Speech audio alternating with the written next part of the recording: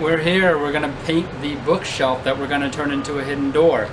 And for starters, I got all my tools here. I've got my gallon of paint. I've got my Wagner electric airless paint gun. I got a little water to cut the paint so it's not so thick, a little cleaner, and of course PPE, face mask and glasses. And I want to point out a couple of things on this paint, because paint is very important. I got here the Behr Paint and Primer Ultra in 1.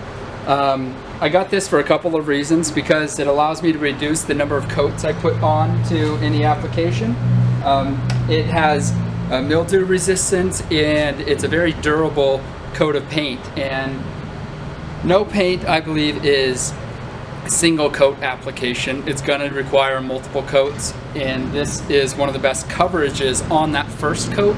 So the second coat is just pure protection, which is really great, because paint is all about protection more than the color that it's putting on.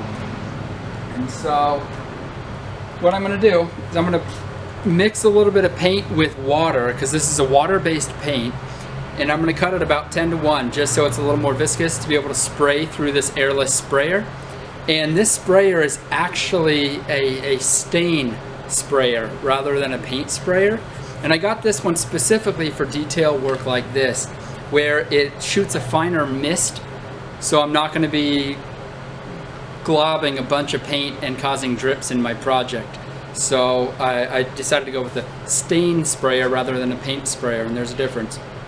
Also, as you'll see, the nozzle here, I can turn this nozzle one way or the other to change the orientation of my spray pattern.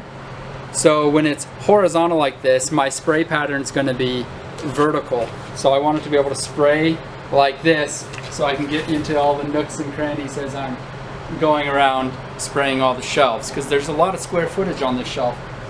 This shelf alone probably has close to about 50 square feet of surface area, and on top of that it's going to require multiple coats. So I want to be able to cover all of it, and that's why I got a gallon of paint, because a gallon of paint will cover roughly 250 to 400 square feet. But if you're doing 2 coats, you got to cut that in half, so it'll at best it will cover 200 square feet. I have 2 bookshelves to cover. Luckily this one has a first coat. It was painted first with a fine bristle brush, but it being finish work, I wasn't too happy with the surface finish. I could see some of the brush marks, and even though a second coat may cover it, I still didn't want that texture to show up as prominently as it does. So I decided to go with the paint and primer in the sprayer. Alright? So I'm going to go ahead and mix this about 10:1 just to give me a little more viscosity. Also, another important thing about paint, make sure you shake it up or stir it vigorously. It's recommended to shake for about 5 minutes if it's been sitting for a while, and 2 minutes every time you let it sit for a couple of hours. It's very important because the water in the paint likes to separate and the water sits on top, and also you want a consistency of color from top to bottom of your gallon, so make sure it's stirred constantly and consistently to give you the best finish on your project. Alright, so I've already shaken this up before the video, so I'm just going to go ahead and pour.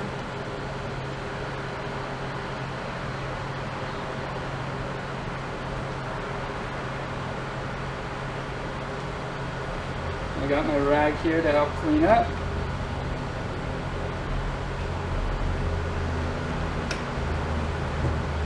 Then cover the spout so it doesn't air dry and cause a film on top. And I've got about 600 milliliters in here, so I'm going to add about 60.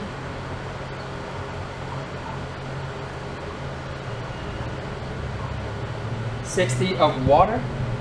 And I'm going to make sure that's stirred up really well, just to thin it out so I have better viscosity when I'm spraying. Alright, so I'm a little under 700 milliliters, which from the original 600 and plus the water at about 60 or 70 milliliters, that gives me roughly a 10:1 mix. And you want to be consistent with that through both coats of your project. But 600 milliliters should be definitely enough for me to cover this whole cabinet with one application. Alright, as you notice, we're going to be outside, because in painting, especially with a sprayer, you want to be in a very well ventilated area so the fumes and the overspray does not get on any of your interior furniture or walls or flooring for that matter, and you're able to definitely clean it up.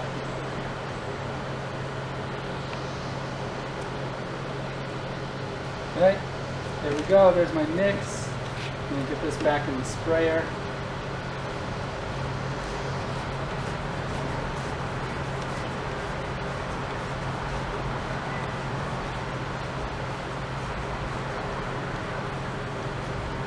Alright, I'm already plugged in, so all I gotta do is pull the trigger and start spraying, but I do want to do a little test shoot first just to get the paint sprayer a little primed and get some consistent flow before I start spraying my project, because if my first spray is all water, then it's going to mess up that portion of the project. So I'm going to give it a couple test sprays down below here.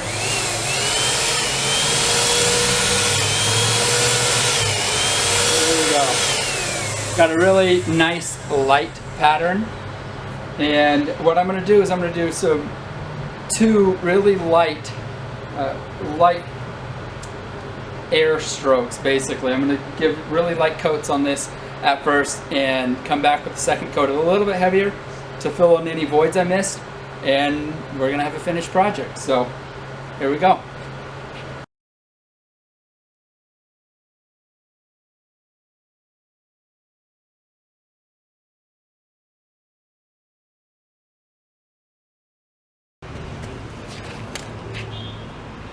Alright, when you're painting with a paint sprayer, you want to make sure that each stroke you make with the paint gun, you overlap the next stroke about 50% to ensure maximum coverage. So if you spray a line, let's say right here, you want to move up about halfway of that stroke and then go here, half here, depending on the spread of your spray.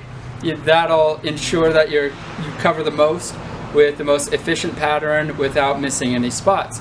So thanks for watching, and we'll have the fresh cabinet ready to paint in just a little bit. Stay tuned.